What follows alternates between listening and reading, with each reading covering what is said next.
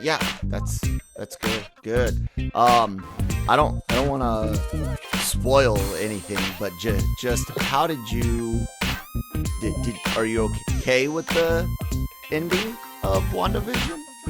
So it was fine, but I think I overhyped myself up for all the possibilities, and it's your guys' fault. You dirty rascals who put all these ideas of what it could be. Hey, all those ideas are still there, and a lot of things that Nick and I have discussed were confirmed, and you guys out there in the audience, join our Discord. We have a spoiler room in our Discord where you can go and talk right now all WandaVision you want without worry about ruining it for someone else, because it's clearly marked spoiler room. But on Monday you guys will be able to hear Nick and I and someone else, usually a third person, break down the Easter eggs, the spoilers, and what things that we called that either were proven right or wrong, or possibly delayed. On the other hand, I have to say good morning, everybody, and welcome to LRMornings today with Kyle and Manny. Do you really like scary kids scaring kids? It's the last concert that I went to pre-pandemic. They're pretty good. And it was also the first show that my daughter went to. Oh, okay. It was her birthday, and coincidentally, it's also my girlfriend's birthday on the same day. So we went. Yeah, so we went. And the concert was on that day. So Very why awesome. not? Yeah. I'm not a huge fan, but definitely whenever you've got connections like that, the memories alone, mostly I have a wide variety of musical taste. Most of it falls under the giant umbrella of rock, punk, metal, hardcore, classic rock, all that stuff, going all the way back, of course, to blues and classic rock and roll, rockabilly, psychobilly, all that. But I also listen to some indie music, some dance electronic music. Daft Punk retiring, man, that was heartbreaking. I still think it's a stunt, though. What do you think? I was like, one more time. But I have certain good memories from Iraq connected to the Port of Miami album from Rick Ross that my roommate listened to religiously. And I know he has some recent allegations against him, but innocent till proven guilty. T.I.'s King Back album, the one with What You Know About That, and Top. Those two albums are connected to really like good times with some of my army buddies in Iraq. So even though I don't listen to rap very, very often, those definitely are just like you said, it's got that connection, a memory, something that makes it even better than normal for. I mean, in 2021, who doesn't have something against them? So. Oh my God. Yeah, you're right. Everyone, check out our Discord links in descriptions and on the website. There's a spoiler room there. And yeah, I do think there. I don't know how to approach this rumor. Okay, hey, Manny, I have this thing about rumors on LRMornings. There's two I like to discuss. One where we've got source or something that makes us believe that it's real, right? That it's a real possibility. And number two, I like talking about the ones that, even though they're not likely true, the conversation, the what if alone is good enough to have a conversation about. How do you feel about discussing rumors from Hollywood on the website, podcasts, and things like that? I mean, it makes for a good conversation because you never know what the real plan is, and I mean, the issue sometimes is some people will read a piece or listen to a podcast where it is just a rumor conversation, and they'll take it like as law and set in stone. But in reality, it's fun to talk. Yeah. You could do that with anything. Hey, what if this would happen? Technically, that's kind of a rumor, but I mean, it expands the possibilities rather than just sticking on a narrow path where you can only talk about a few things. Yeah, and I like how we do it at LRMonline.com, which you guys should visit every day for all your entertainment news, needs, and opinions. I like how we're usually very clear. This is a rumor right in the title. Right. I can't think of a time where we've done, like the other day, my local news, I told you about it yesterday, I think it was, or maybe it was Nick. The local news did a story on Daisy Ridley's interview with Variety or THR, something like that, where she mentioned they asked her about coming back and into Star Wars, and in a very nice way, she was basically like, there's no story for me to come back, but sure, if there was one, I would. My own local news, I think it's the ABC or NBC affiliate. Their thing was Daisy Ridley to return, episode 10 happening, something like that. Like that was their headline, and what they teased before the commercial break. I can't stand like clickbait type stuff like that, but rumors are fun, and there was a fun one that came from the Illuminati, who actually recently have had a couple of hits, on things that they've called alleged leaks or rumors or whatnot. And that is Marvel is indeed, well, we already knew they were working on an X-Men film, but that they're working on this movie and they're going to call it The Mutants. Again, rumor, Illuminati, hit or miss. The title is what I want to talk about, Manny. I'm a huge comic fan. You're a huge comic fan. We're both like or love the X-Men. Would you cope with it being called The Mutants? Whatever, man. and I say that because Marvel Studios has disappointed me with titles before. I've talked about it many, many times. A Civil War, you should have titled that movie something else. Age of Ultron, maybe something a little less menacing because it wasn't as like Zack Snyder should be directing an Ultron film. Like okay. that suits him. Like you could make that as dark as you want, because that's the feeling I used to get when I would read about Ultron, when I would say, even an animated series, when it's like, the Avengers are dead. This guy bad. And now he's telling jokes over here. Anywho, back to your original topic. Yeah.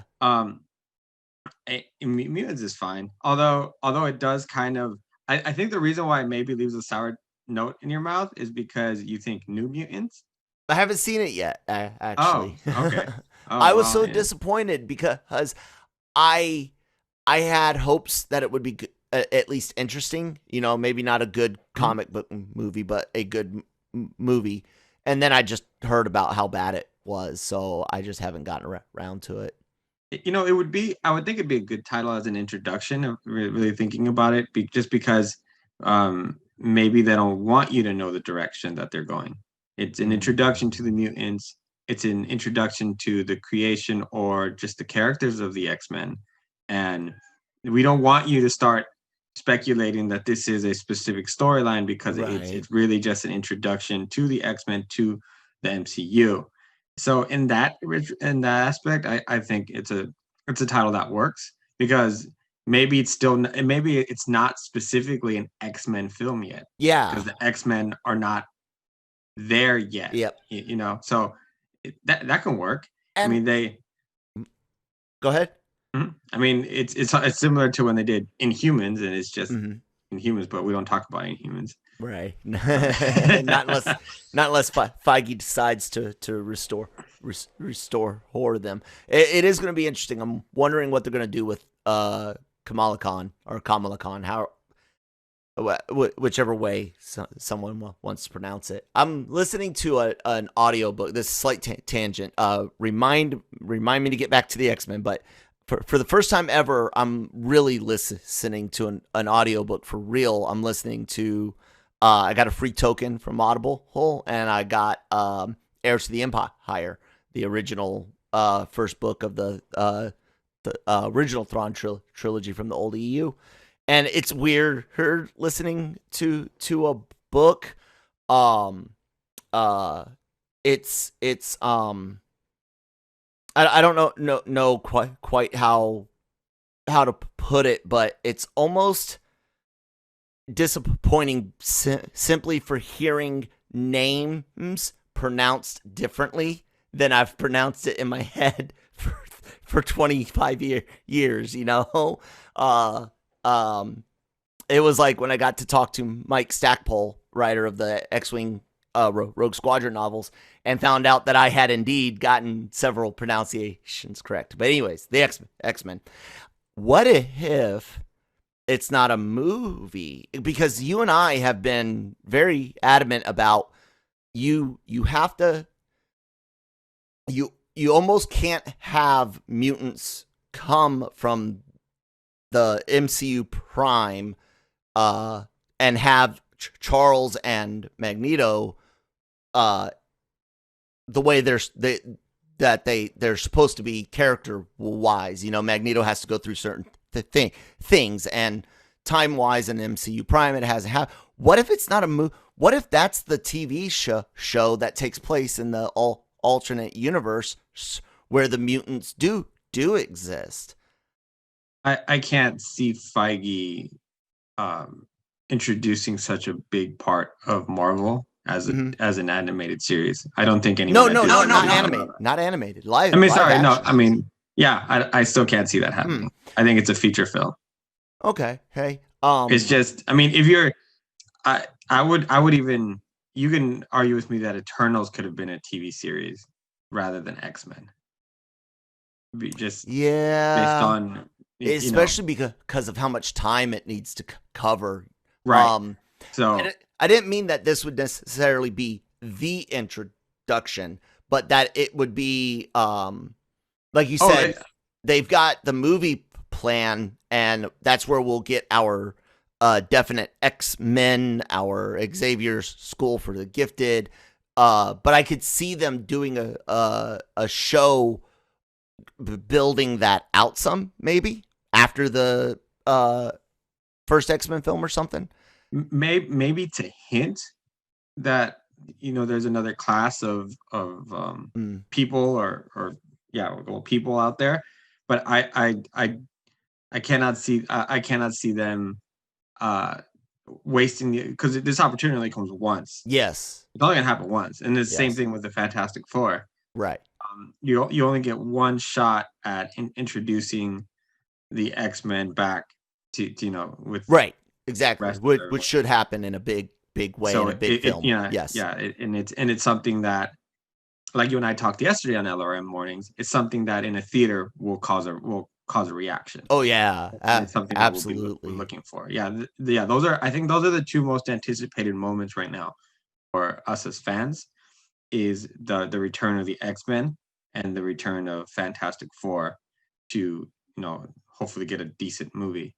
Right. So let me ask this then. With X-Men movies happening, once that's, up and running, I am still very open to the idea of a mutant show. I think of things like X Factor being a real good possibility. Multiple Man. I always pronounced it Madro. How did you pronounce it? Madrix? Madrix. Yeah, I always think of it as a French name for some reason when I was little, and that just because Mario Lemieux has the X at the end of his name, and I was a hockey fan, and I think that was around the time that I first got 93-ish is when I first read about him. Anyways, X Factor would be great. Him, Layla Miller, her Forge, Bishop have done some cool things in the past in that book. Would you be down with a show that either focuses on the mutant population in general or one of the alternate teams? And if you would like to see an alternate team get a show, which team? Actually, I would really want them to do something in the lines of a Young Justice, where you take the younger members of the team, a Jubilee, Cat, Kitty Pryde, and some of these other characters, and Shadow Cat, I think that was her name, right? Yeah. So we see some of their adventures, and it's because I think that a lot of the, or even if what if we see a show from the point of view of the Brotherhood? Oh yeah, I think that, because I think their characters are very interesting and they're a lot of fun, and then so not necessarily have to look at it from a hero's point of view, but do something with the Brotherhood, and maybe even like bring in some old favorites from X-Men Evolution, which was a fun animated series, I think, and I'd want to see like a younger team because we're gonna cover the the Cyclops or the Storm and Colossus probably and all the other big guns, but I think that as far as a team goes, I want to see some of the younger members, maybe even like make it like not I'm not saying Harry Potter, but kind of make it based on school, right?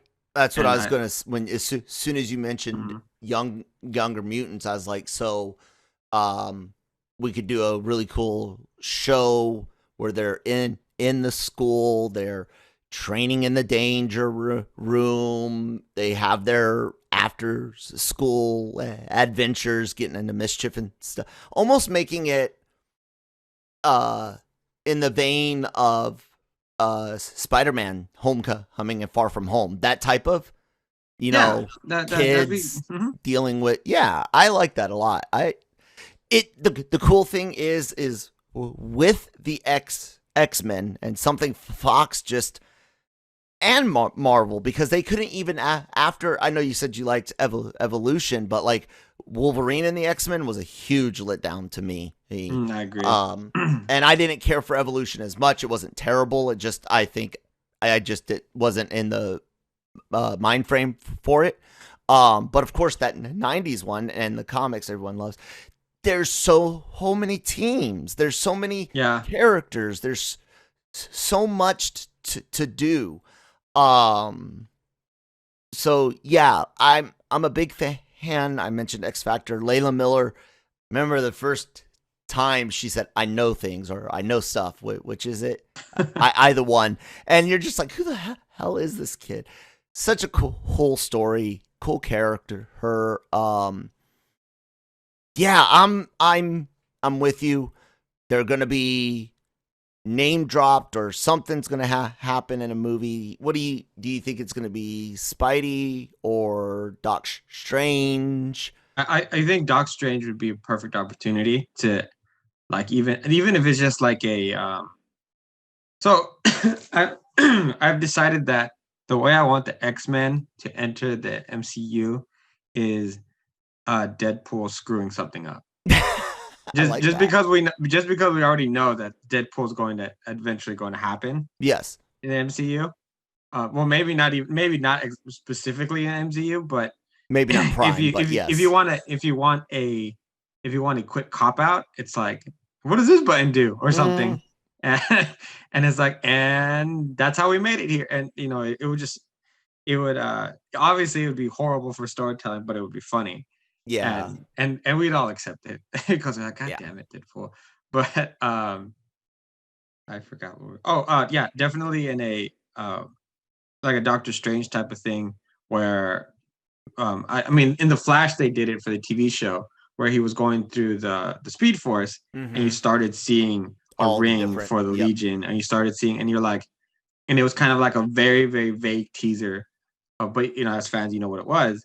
So maybe you see a wheelchair, maybe you see Magneto's helmet, maybe you see, or maybe a frame of something they filmed already, or like a screen test or something, just to let us know that they're there. Yeah, and one of those universes has them. Yeah, I mean, because as sometimes as scattered as the DC shows have been, just because of the property rights to the shows, like one's on Fox, one's on DC Universe, and there's HBO Max, and there's the CW, then and so on and so on. They've done a good job at kind of just putting it all together and using an established multiverse that they already have in comics to explain, how all these characters do actually exist in the same multiverse, but not necessarily in the same world.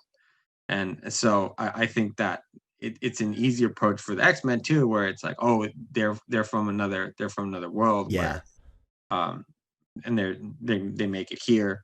Or I mean, hell, if you want to make some sort of event where mutants all of a sudden have been dormant or something, fine, whatever. Yeah. The only problem with that though is that you have a lot of history with Magneto and Professor X that it cannot be necessarily explained if it that they've been dormant.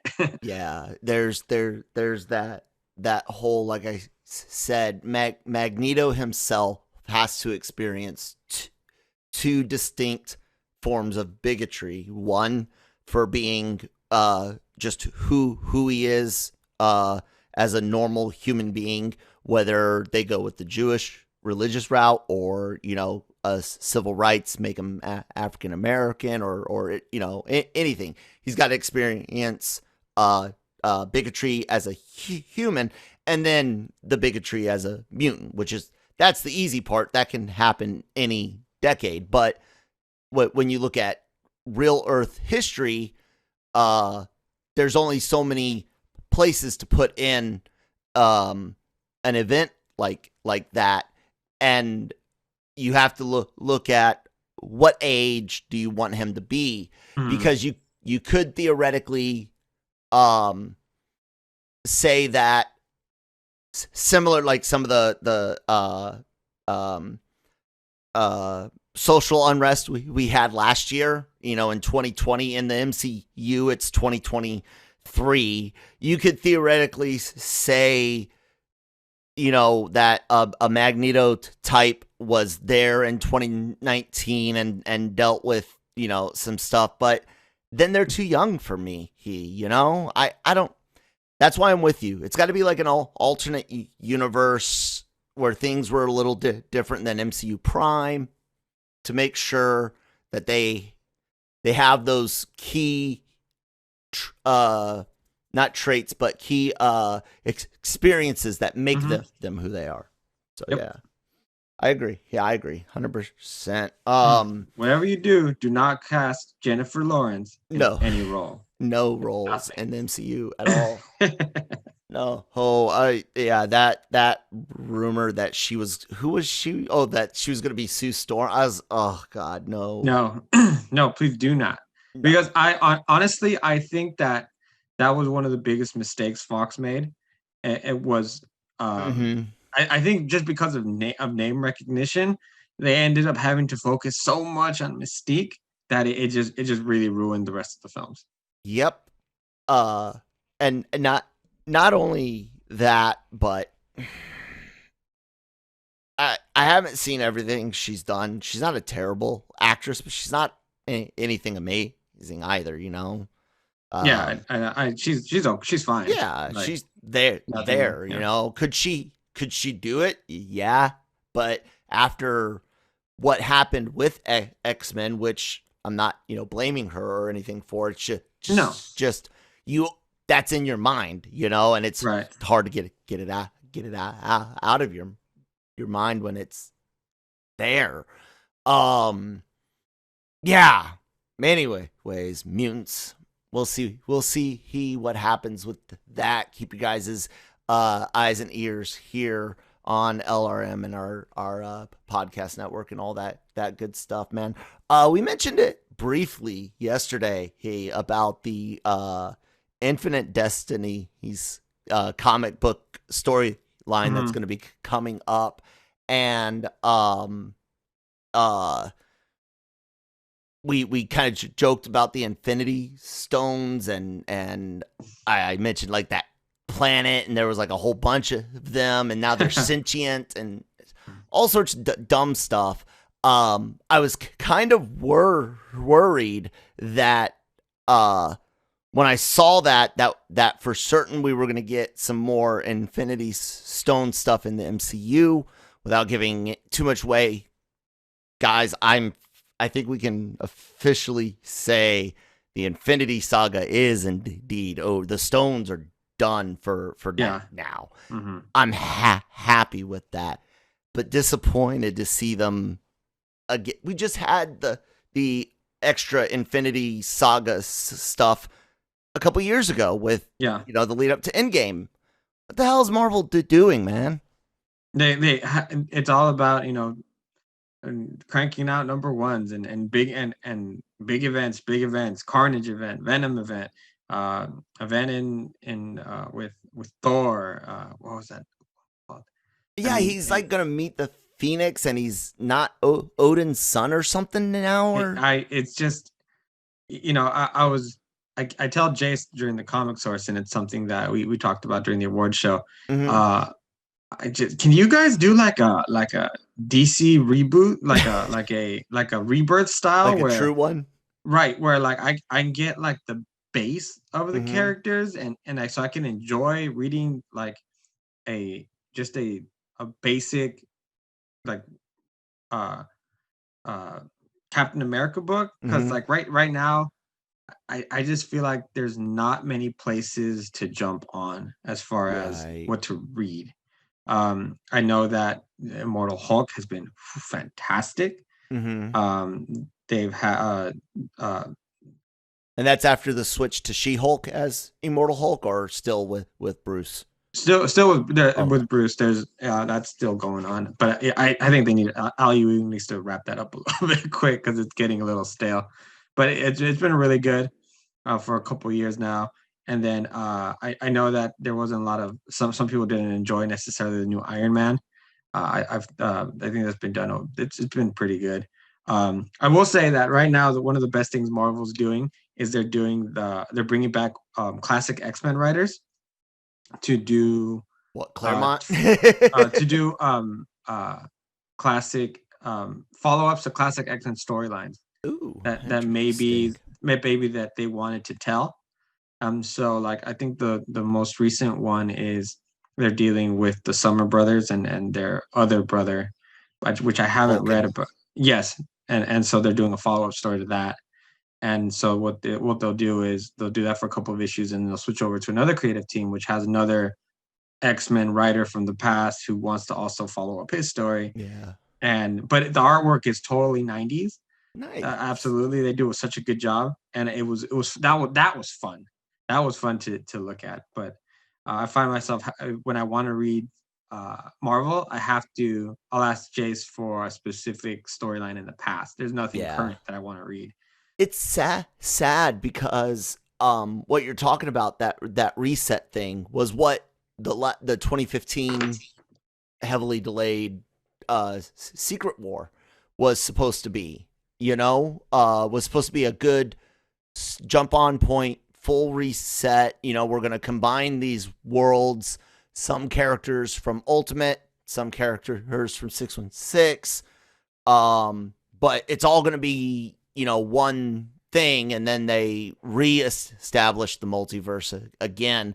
And then they got greedy and were like, oh, we're going to keep old man Logan and Doc Strange with an axe and Doom without his mask. And they set up some really cool things immediately after, like Doom, when he was working with Tony shortly after Secret War, was very, very cool, very interesting. I was reading that book for a minute.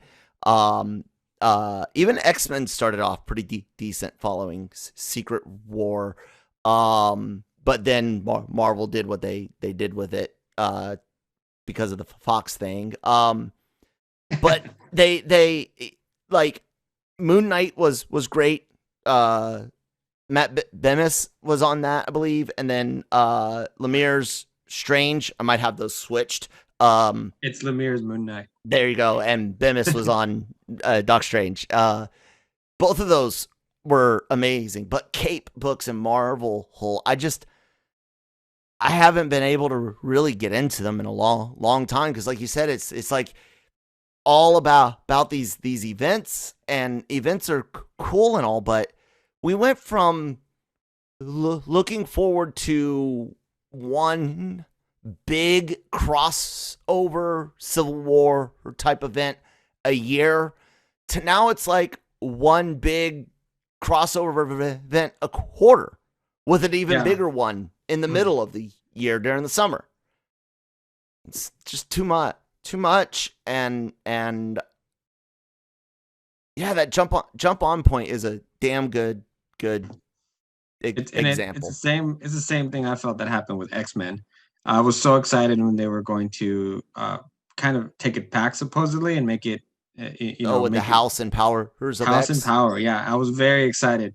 I got into a couple of issues. I blinked and it was everywhere. Mm-hmm.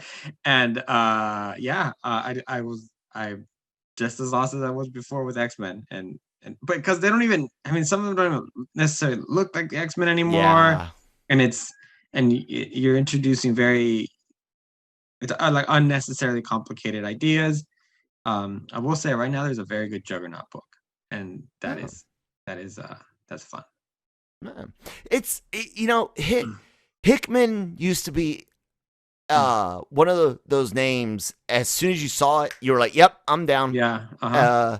Slott, same way. Dan Slott. Yeah. Of course, Morrison, and I'm a huge Fraction and Zdarsky guy. So their book "Sex Criminals," one of the funniest things ever. If you guys out there like indie comics and like things that aren't spandex and capes, it's not sex criminals like rapists or anything like that. It's these people that are able to manipulate time after the fun part of sex. So they go commit crimes that way, but it's not like sex crime. Anyway, I like Fraction and Zdarsky and all that. But I too was disappointed with the House and Powers of X, and just the reintroduction of the X-Men was supposed to be this massive thing, because Disney has it back. We're gonna get mutant movies, possibly shows, and it was just, like you said, it was a big mess, a big letdown. And then they finally, do the actual X-Men book launch, and it just comics are frustrating.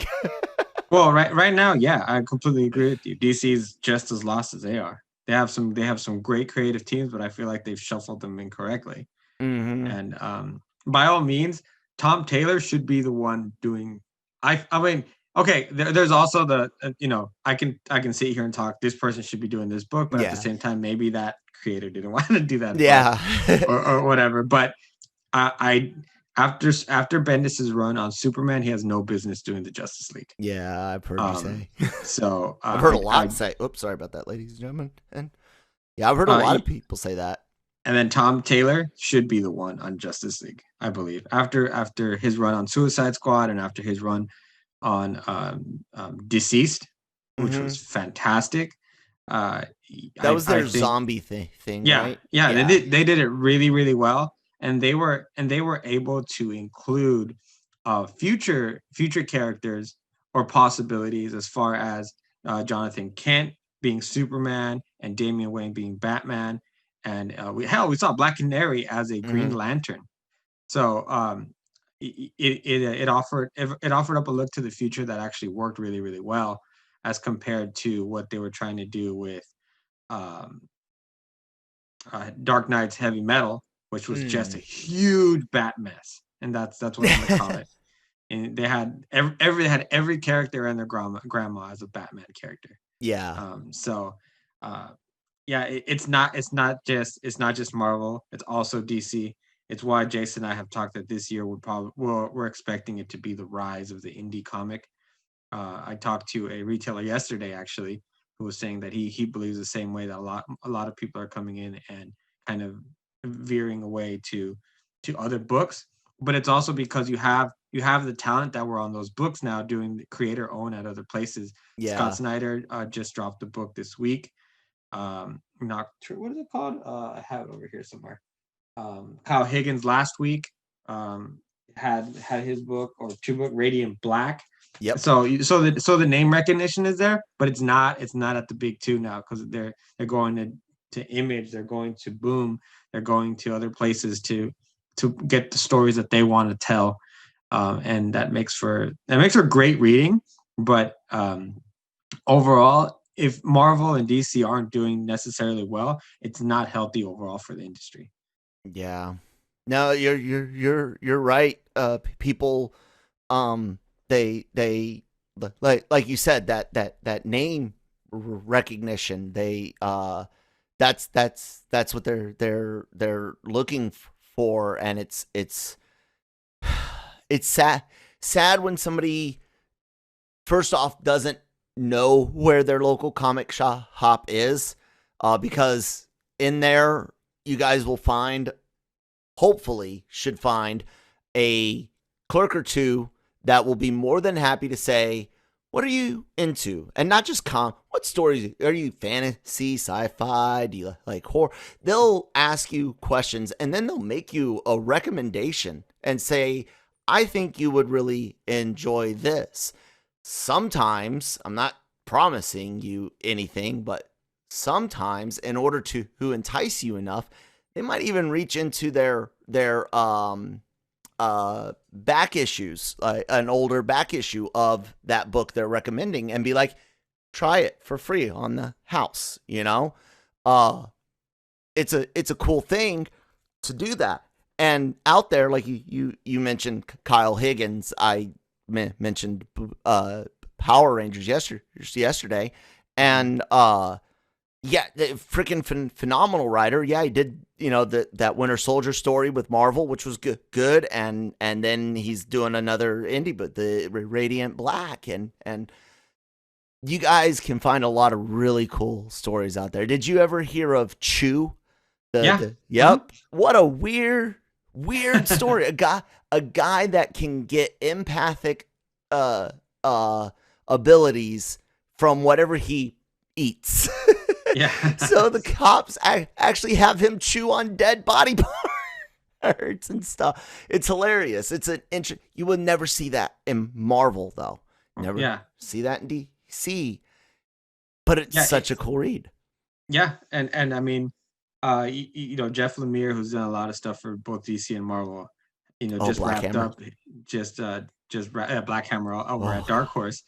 He just wrapped up his horror book. It escaped my mind now. Over at Image. Jesus Christ. What is that damn book's name? It's gonna haunt me forever because he's one of my favorite writers. You said it's at Image. Oh my Descender. God. Gideon Falls. I'm sorry. Gideon Falls. Yep.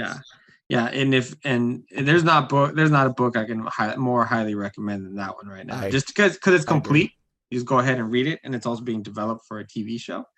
Yeah, he's got several things, including what we just mentioned, Black Hammer, which we did Moon Knight also. Over back when Valiant was good, he did the Valiant. He did a lot of Bloodshot. Oh man, his Bloodshot runs were phenomenal. And so I mean, Keanu Reeves has a book out this week, Berserker, over at Boom. So I highly recommend checking that out. Aftershock has so many good and weird titles that people can enjoy, but it's about getting off of the DC and Marvel training wheels. I like that word, training wheels. I like. Well, yeah, I mean, and it's fine too, because you're not going to necessarily be able to enjoy a book until you understand what creative styles you enjoy. Exactly. So, like for example, I started with Batman during when I got back into comics, Batman during the zero year. And I was reading that by Scott Snyder and Greg Capullo, which then led me to read Snyder's Witches. And then that led me to find out that I was really into horror books, which then led me to reading Cullen Bunn's Harrow County over at Dark Horse. And I mean, so what happens is you like this is like, okay, so then you want to try something else by the same creative team. And then you find out that maybe it wasn't necessarily the property that was good. It was the creative team. Because you know that certain things are going to be good.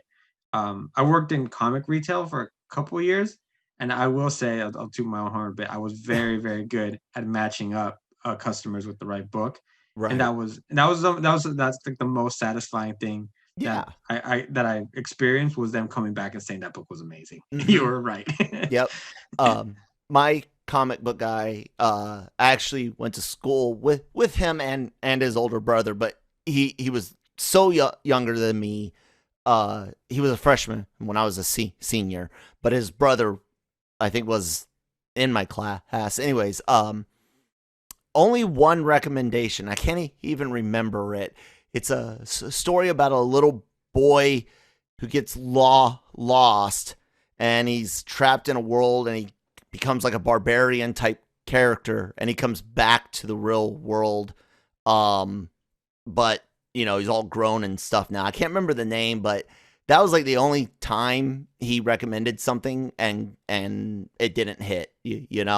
Everything else he would recommend would be spot on, because like you said, you as the comic book guy, know the stories and know the writers and the artists, because I don't know about you, but I can easily be turned off of any visual medium, by the aesthetics, no matter how good the story is. I completely agree with you 100%. If the artwork is bad or not the right style for the book, because bad might not be the right word, it can be very distracting.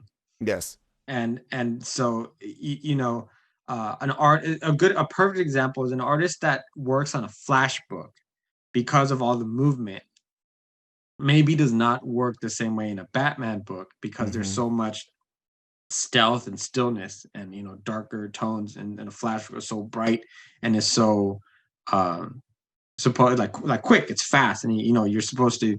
So and then an artist that's going to work better on a lighter kids book, or more like a teenager book, is not going to work also the same way with a Black Label book. Right. So it's really, you really got to get the right team for the right book. A Harley Quinn book is going to need a different look than a Wonder Woman book. And sometimes they surprise you, and it works really, really well. And then other times it's kind of cringy. And then other times you look at the names on the book and you're like, oh, that's going to work. That's going to be really, really good. I remember when the Rebirth line came out, and they were like, gave out some of those creative teams. It was like, yep, that's going to be very, very good. I know that, that's a big, big part of it. So I think that people should go out there and ask their local comic book shop. There's usually the guy at the comic book guy is usually very, very good. Shout out to Red Sky Comics this morning, because I met the guy yesterday in Merced. He was one of the retailers for Bad Idea. And so I was able to pick up an ENIAC #1. Nice. And so he was recommending a couple of other little things, and then we really got to know each other a little bit. But I mean, I already have my own taste and everything, but it was nice to chat about and to see his opinions on some of the things that are coming up. So, I mean, have you heard of Bad Idea? No, actually. No. Go ahead, explain. So in 2012, when Valiant technically rebooted with Dinesh Amdasani, with Warren Simmons, with a ton of good creative teams, that's when it was at its best.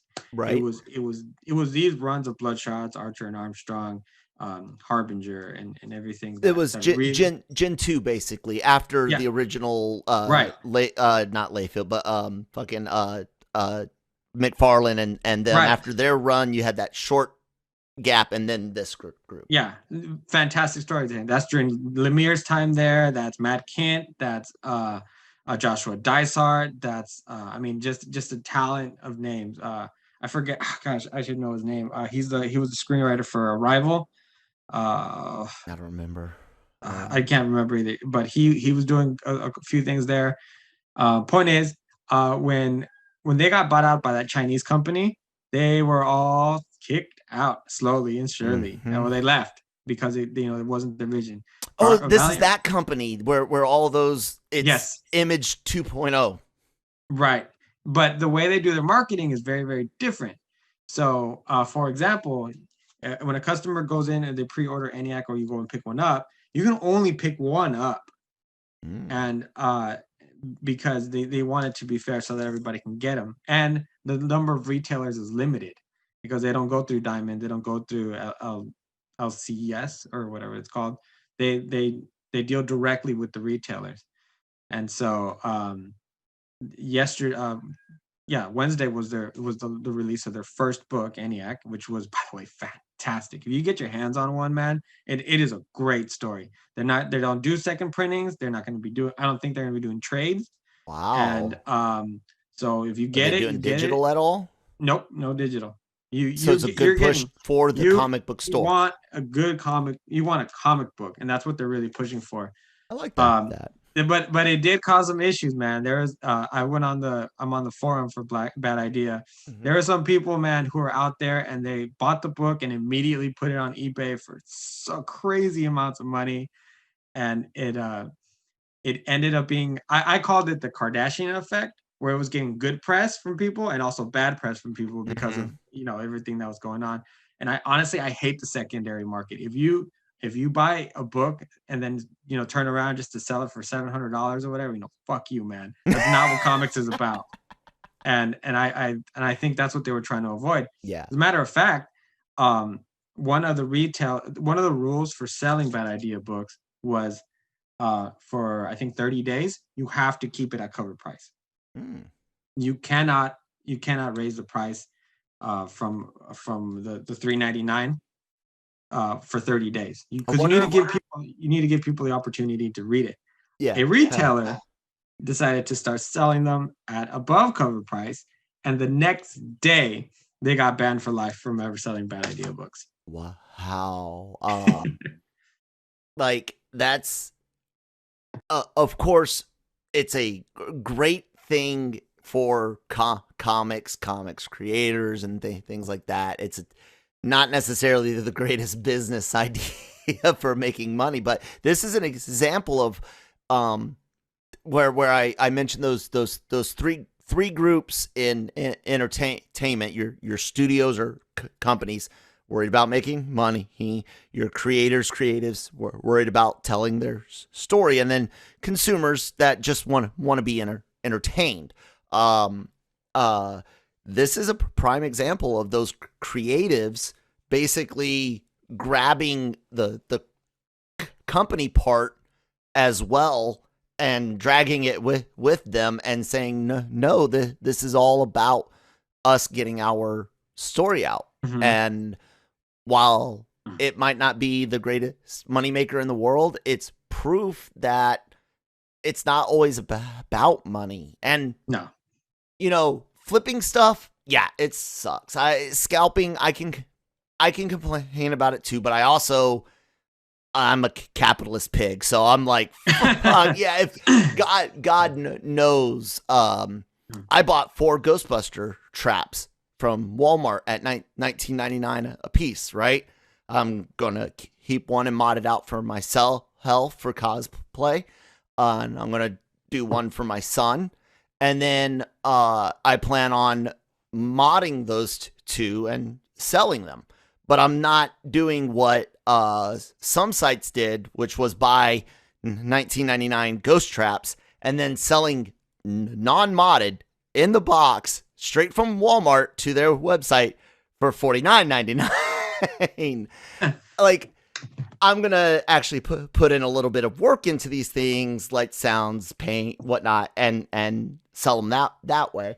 But I get it. It can be annoying, but I also, we live in some tough times, and some people's side hustle flipping shit is how they're paying bills. So it's kind of like, yeah, it sucks, fuck you, but some people might be doing, things for somewhat altruistic reasons. If you're the secondary comic book market, it's so bad. Not that one. No. I mean, let's start. So White Vision, for example. Yeah. It was I think it was like a $5 book, maybe.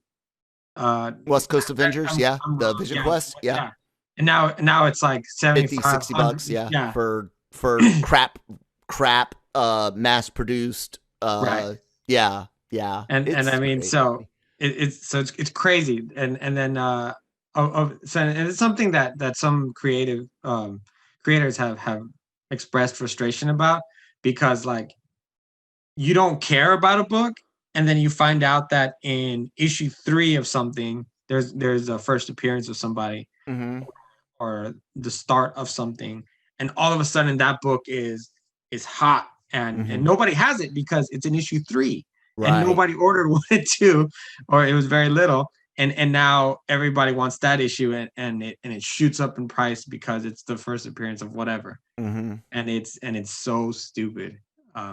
I just, because I collect comic books for my enjoyment, for the artistry.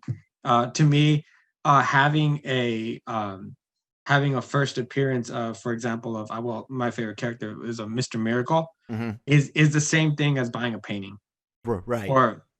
Or buying original art from a comic book. That's the same thing to me as you go into an art house and buying a painting from somebody, something like that. It's to me, it is art. I mean, yeah. I'm not trying to say people don't say it's art, but that's how I value it.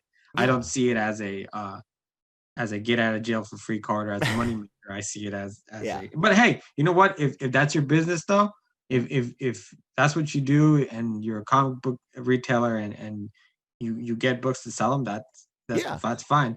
Just don't be the guy that when the book comes out, you're selling it on eBay that same night. Yeah, I think where I would draw the line with people that are flipping things for profits is the person that, like I said, I bought 4 things. I'm keeping 2. I'm gonna sell 2. Someone else goes out and buys 50 of them. That is when I will start being like, okay, yeah, now you're being a bit of a ass. It's like the PlayStation stuff. You bought 4 or 2 for yourself. My son and me. Yeah, so that's for yourself. And then, you may actually not even sell them. You might keep them maybe, possibly. So, but you're not doing it necessarily with the intent. No. To just flip and deprive a poor kid of a toy. More than that, I actually want to and I believe I will be able to. I paid $19.99, and you're modifying them, yeah, right? Sure. And I believe for an additional probably about $25, for everything, because I can do a lot of my own soldering and all that type stuff. I've seen modded traps with sounds, lights, smoke, and stuff sell for hundreds of dollars. I'm looking to maybe, make my money back plus an extra $10-15. I'm not looking to go crazy, because I would love to see my trap that I sold, like you said, with some kid, whose parents can't afford a $300 trap from Etsy, but they could afford my, $70 trap from eBay or whatever, So yeah, it is what we talked a little bit about it yesterday with my Power Ranger collection in comics. All those first issues, or first prints are worth, not ridiculous, but they're worth more than MSRP or cover price. Yeah, comics, they've like we've said, and like Manny was saying, guys, you guys gotta go support the comic book shops. And these stories, some of them, writers out there, keep them in your head. Yeah, and the thing is, most of these stories that you're enjoying on television came from comics. Yeah. I mean, just think about where the Ninja Turtles came from. Oh yeah. It was two guys who were joking around, and they ended up making Turtles. Yep. And very gritty, and Walking Dead, Preacher, Invincible's coming out, The Boys, Superman, Batman, Sandman. Spider-Man, Sandman. I mean, what's the other on Netflix? Lock and Key's another one. Umbrella Academy. We can go on and on. Books. All of these are comic books. Go read a book. Go read a book. I love that. My son, it's hard with him, because he's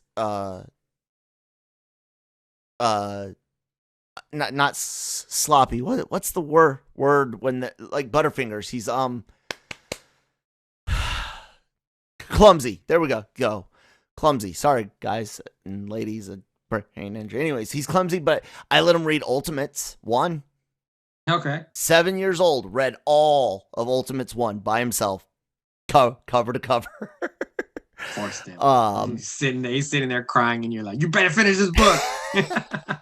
He I think what I'm gonna let him do next is read one of my personal favorite solo stories by J. Michael Straczynski, Silver Surfer Requiem. You read that? Okay. No, I'm not. I cannot suggest this enough. Are you a JMS fan? Do you like Straczynski's work? Yeah. Okay. Requiem is a what if story. It's not a canon thing. Okay. So I'm not going to ruin it, but in it, the surfer is dying. Okay. And he decides that he's going to impart gifts and things for the people that have been part of his life, helped him out, all that stuff. There's conversations with Galactus, Peter Parker, all sorts.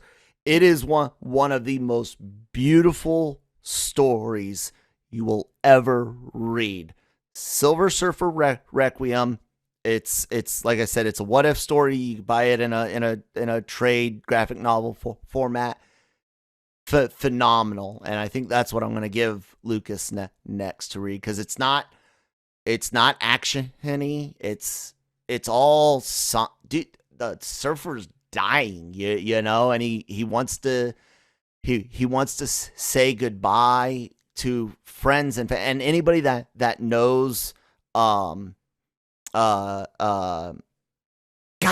Nand. And his last name Nand, or what is the Silver Surfer's real freaking name? I always forget it. Surfer, because I'm one of those guys that likes to always call people by their Norin Rad. There it is. See, I had said Nad, and anyways, anyone that knows that character knows what he did to save his planet and why he works for Galactus, and taking that information into a story of his death, it's just phenomenal. So yeah, that I'll say that will be my 100% recommendation for everyone out there that has not read a comic book or hasn't read a comic book in a long time and you're looking for something to just tickle that fancy.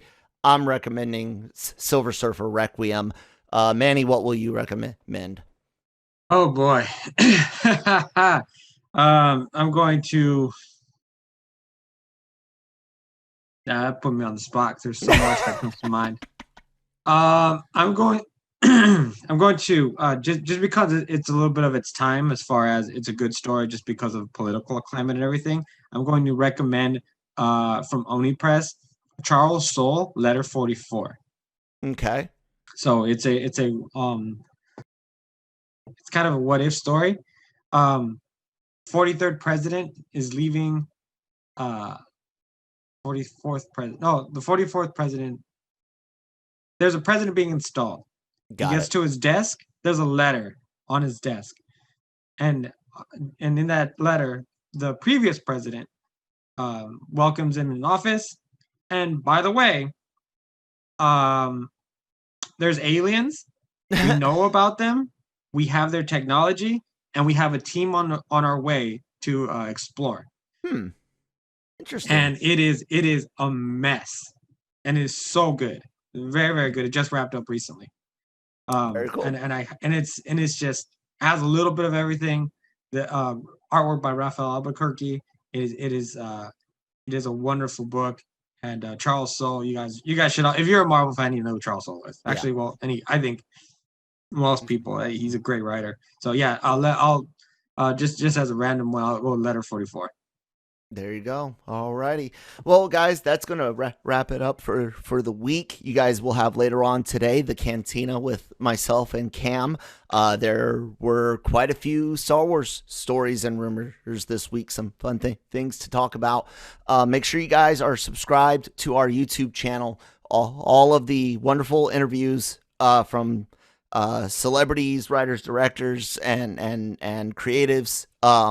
All up in the YouTube space, and I'm telling you guys now, no one is getting what we're getting. Not IGN, not Variety, not THR. They're talking to LRMonline.com, as well as all of our podcasts are going up there. Video series, guys. I ordered some stuff for the show, and hopefully it'll be here for us to start doing LR Mornings as a video and a audio podcast starting Monday. If not, it'll be the following week. So make sure you guys are subscribed to YouTube. Hit the bell so you're notified whenever a new interview, podcast, or an exclusive trailer from Tom and Jerry that nobody else had, but we had it. So all that stuff goes up on the YouTube, and of course our podcasts are they're available everywhere you get podcasts from Spotify, Apple, Google, and SoundCloud, all of it for free. Go subscribe, share with your friends. Manny, where can people find you at online? They can find me on Twitter at LRM_Emmanuel, and you can also find me on Instagram at riddlemethis_510. You guys can find me at that Kyle Malone on Twitter, at that one Kyle Malone on Instagram. Thank you guys so much for joining us this week. I look forward to seeing you next week, hopefully on video all week long. And until then, we'll talk to you guys Monday.